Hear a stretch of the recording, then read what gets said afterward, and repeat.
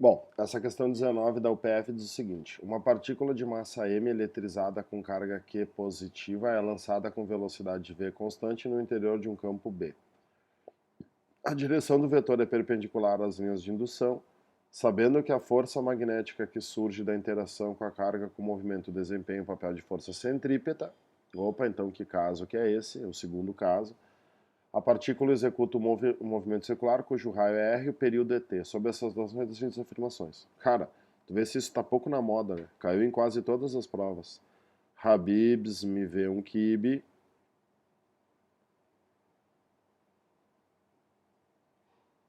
Vamos ver. Mantendo M, Q e V constantes, M, Q e V constantes, e duplicando o valor de B, o raio da trajetória é duplicado. Cara, se o campo duplicar, o raio vai diminuir. Raio e campo são inversamente. Tá errado a 1. Mantendo M, Q e V constantes, duplicando o valor de B, o período da trajetória é reduzido à metade. Período é, tem duas pimenta no meu quibe. Tu mantém M, Q e V. O V aqui não interessa para o período, mas enfim, tu mantém M, Q e tu duplica o valor do campo B. Se o campo B aumentar 2, o que acontece com o período? O período vai diminuir 2. Então, a 2 está certo. 3. Mantendo Q, V e B e duplicando o valor da massa M, o raio da trajetória é dividido pela metade, reduzido à metade. Tu mantém Q, V e B e tu duplica a massa. Massa e raio são diretamente. Se tu duplicares a massa, o raio vai duplicar e não diminuir. 3 está errado. 4. Mantendo Q, V e B constantes e duplicando o valor da massa. Se tu duplicar o valor da massa, o período da trajetória é reduzido à metade. Não, se tu duplicar a massa, o período duplica. Então está correto apenas o que se afirma em 2. Letra C. Muito bem, limpando toda essa várzea.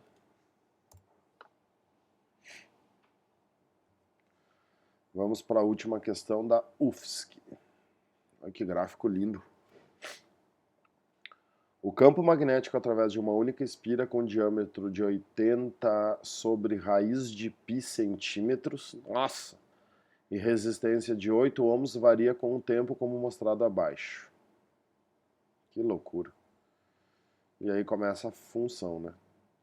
A força eletromotriz é máxima no intervalo, e aí vamos lá. Bom, UFSC é sempre uma questão técnica. Força eletromotriz induzida. Isso aqui não adianta tu fazer, né, por eu acho. Força eletromotriz induzida E é igual a menos a variação de fluxo sobre a variação de tempo. Né? Difícil de fazer esse φ com essa caneta. Tu tem aqui o campo em função do tempo. Tem momentos que o campo varia, tem momentos que o campo é constante. O que eu já sei só de olhar isso aqui, tu também?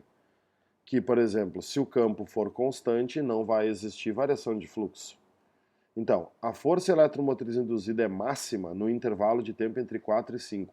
Entre 4 e 5, o campo é constante, vale 1 Tesla. Então, entre 4 e 5, se o campo é constante, o fluxo vai ser constante, não vai variar. A variação de fluxo vai valer 0. Então, a 1 está fora. 2. A força eletromotriz induzida no intervalo entre 0 e 1 segundo é 1 volt. Cara, aí é uma coisa chata. Força eletromotriz induzida é menos a variação de fluxo sobre a variação de tempo. O que eu vou ter que calcular? A variação de fluxo. O que eu sei? Que ele quer entre 0 e 1. Qual é o fluxo inicial? O que é fluxo? Fluxo é campo vezes área vezes o cosseno. Ok? O fluxo inicial nessa espira vale 0, porque o campo inicial é 0. Qual é que vai ser o fluxo final? O fluxo final. O campo final é 1 Tesla. Qual é a área da espira? Bom, aí que vai começar o problema, né? Revisando ali, o que eu tenho? Eu tenho uma única espira E o que ele me deu aqui? O diâmetro da espira. Em centímetros ainda, né? Certo? O que eu vou ter que fazer? Vou usar esse espacinho aqui. A área de uma espira circular. Como é que se calcula a área da espira? πr ao quadrado. Então, a área da espira circular vai ser π vezes. O que acontece aqui? Tudo isso aqui vai ter que ser dividido por 2. Então, vai ser a mesma coisa que o raio valer 40 dividido por raiz quadrada de π, que vai dividir por 2 elevado ao quadrado. Então, a área dessa espira vai ser π vezes 1.600, que é 40 ao quadrado, dividido por π. Corta e corta. A área dessa espira vale 1.600 centímetros quadrados. Para passar de centímetro quadrado para metro quadrado, tem que dividir isso aqui por 10.000 ou multiplicar por 10 na menos 4. Então, a área aqui vai ser 1, 2, 3, 4, 0,16 metros quadrados. Então, a área vai ser 0,16.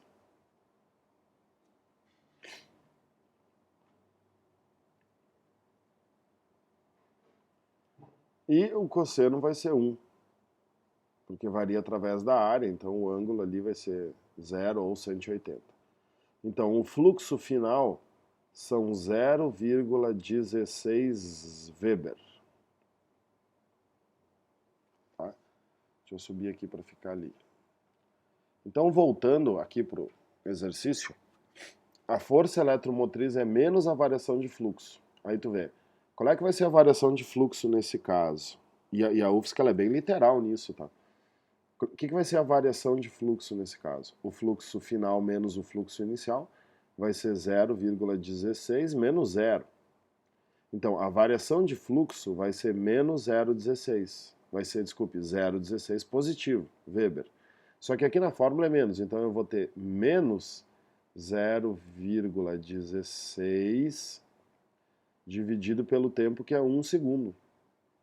Então a resposta é menos 0,16 volts. Tá vendo? Então vou botar aqui, a 2 está errada, porque diz que é 1. 4. A força eletromotriz induzida no intervalo de 1 e 2 é menos 0,16. Não. A força eletromotriz induzida no intervalo entre 0 e 1 é menos 0,16. Entre 1 e 2 vai dar 0,16 positivo, porque daí eu vou estar indo do fluxo máximo para o fluxo mínimo. A 4 está errada só por causa do sinal. 8. A corrente induzida no intervalo entre 5 e 6 é 0,02 amperes. Bom, aqui corrente não tem sinal, né? O que eu sei? Que aqui entre 5 e 6 segundos, né, eu vou ter uma força eletromotriz induzida igual ao que eu tive entre 0 e 1, só que com valor positivo, que seria igual entre 1 e 2, né? Por isso que a resposta do número 4 estava errada. Então o que eu posso aplicar? URI. Qual é a corrente, qual é a voltagem então entre 5 e 6 segundos? Vai ser 0,16 positivo. Lá no enunciado, vamos conferir, ele disse que a resistência da espira é 8 ohms. Deixa eu botar aqui ali certinho. Então a resistência da espira é 8 vezes a corrente. O que eu vou ter aqui? Uma corrente de 0,16 dividido por 8, que vai dar 0,02. Então a corrente nessa espira vai ser 0,02 amperes. O número 8 está certo. Número 16. O gráfico do fluxo magnético que atravessa a espira pode ser traçado a partir do gráfico de B em função de t. Claro, a partir desse gráfico de B em função de t, eu poderia construir o gráfico do fluxo, porque o fluxo é diretamente proporcional ao campo. Se eu quiser, eu faço. A força eletromotriz pode ser calculada com base na lei de Ampère. Não, a força eletromotriz é calculada com base na lei de Faraday e não de Ampère.